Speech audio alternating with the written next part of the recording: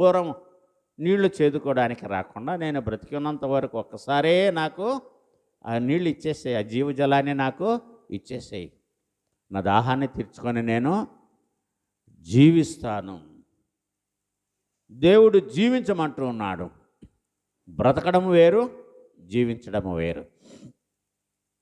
జీవజలాన్ని ఎవరైనా తాగుతారు, ఎవరైతే తాగుతారో, జీవాహారాన్ని ఎవరైతే తింటారో వాళ్ళు జీవిస్తారు.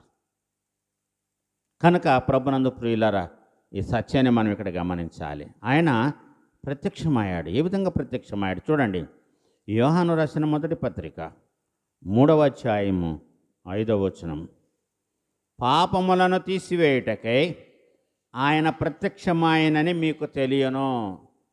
ఎందుకు యేసుక్రీస్తు ఈ లోకానికి నరావతారిగా వచ్చాడు? దేవుని కుమారుడు పాపములను తీసివేయడానికి.